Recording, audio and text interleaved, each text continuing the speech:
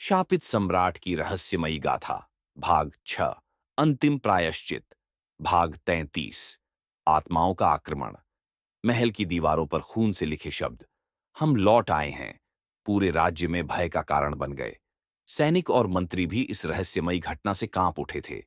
राजा आदित्य ने तुरंत महल के मुख्य पुजारी को बुलाया। गुरुदेव, यह क्या हो रहा है? क्या यह आत्माएं सच में लौट आई हैं? महल के पुजारी, जो अब तक शांत थे, पहली बार घबराए हुए दिखे। महाराज, यह संकेत बहुत अशुभ है।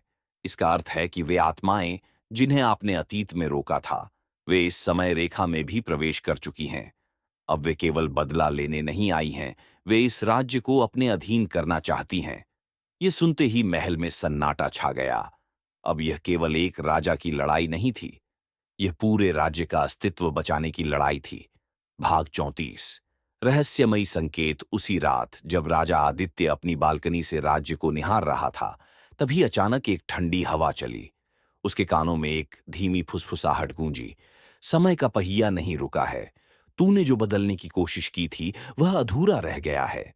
आदित्य ने तुरंत पीछे देखा, लेकिन वहां कोई नहीं था।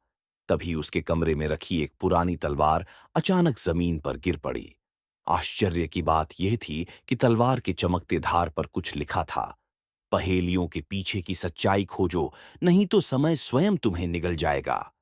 आदित्य को तुरंत समझ आ गया कि उसे एक और यात्रा पर जाना होगा, लेकिन इस बार यह यात्रा किसी अतीत में नहीं, बल्कि अपने ही वर्तमान में छिपे एक भयानक सच को उजागर करने की थी। भाग 35, आत्माओं की असली पहचान। अगली सुबह आदित्य ने अपने गुप्तचरों को आदेश दिया कि वे पूरे राज्य में उन लोगों की खोज करें जिनका जन्म असामान्य परिस्थितियों में हुआ था। कुछ ही दिनों में रिपोर्ट आई। एक गांव में एक 12 वर्षीय लड़के ने अचानक राजसी भाषा में बोलना शुरू कर दिया था और खुद को रणधीर सिंह का पुनर्जन्म बताया था। एक युवती ने दावा किया कि वह कालगढ़ के राजा वर्धमान सिंह की बेटी थी और उसने अपने पिछले जन्म की स्मृतियां देखी थीं। महल के एक पुराने कक्ष में अचानक से दिए अपने आप जलने लगे थे, जहां 200 साल पहले कालगढ़ के राजा को धोखे से कैद किया गया था। अब यह साफ हो चुका था कि वे आत्माएं केवल हवा में नहीं थीं, वे मनुष्यों के शरीर में जन्म ले चुकी थीं और अब वे इस राज्य को अपनी काली छाया से घेरने वाली थीं। भाग 36, युद्ध की शुरुआत। एक रात जब सब लोग सो रहे थे, महल के मुख्य द्वार पर अचानक जबरदस्त धमाका हुआ। सैनिक दौड़ते हुए पहुंचे, लेकिन वहां कोई नहीं था। फिर भी हवा में एक गूंजती हुई आवाज आई, राजा आदित्य, तेरा अंत निकट है।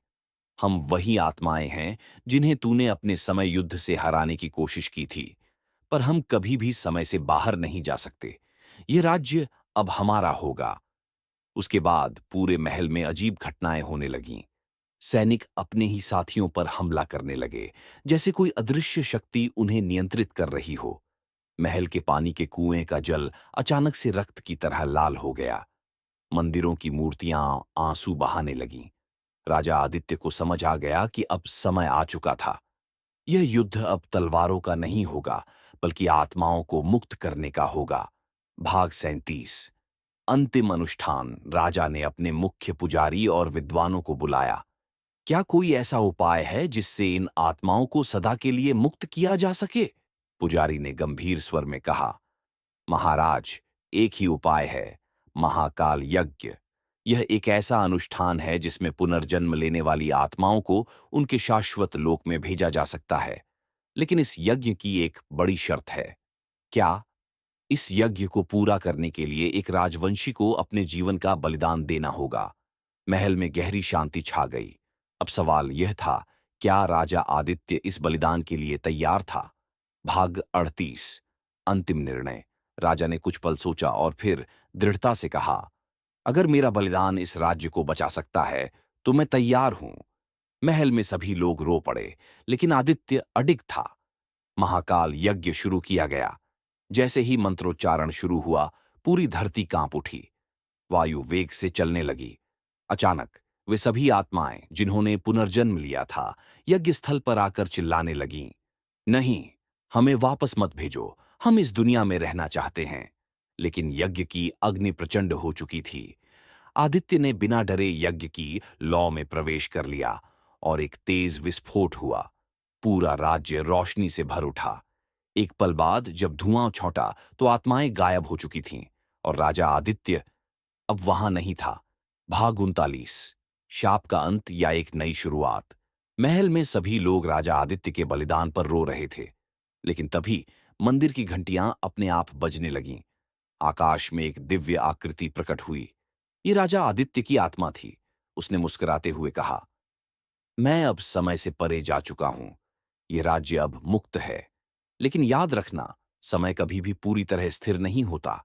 अगर फिर कोई इस अतीत की छेड़छाड़ करेगा तो पहिया फिर घूमेगा। और यह कहते ही उनकी आत्मा प्रकाश में विलीन हो गई। भाग 40। नए युग की शुरुआत। महादेवगढ़ अब शाप से मुक्त था। राज्य ने नए राजा को चुना और फिर से समृद्धि के मार्ग पर बढ़ चला। लेकिन वर्षों बाद एक छोटे गांव में एक बच्चे का जन्म हुआ। उसकी आंखें कुछ अलग थीं, जैसे वे अतीत के सभी रहस्यों को जानती हों। उसने जन्म लेते ही पहला शब्द कहा, समय फिर से चल पड़ा है। क्या समय का पहिया सच में रुक सकता है, या यह कहानी फिर से दोहराई जाएगी? अगर आपको कहानी पसंद आई तो बताइए, क्या यह सच में अंत था या एक नई गाथा की शुरुआत? आगे जानने के लिए देखिए अगला एपिसोड, शापित सम्राट की रहस्यमयी गाथा, भाग 7, अंतिम द्वार।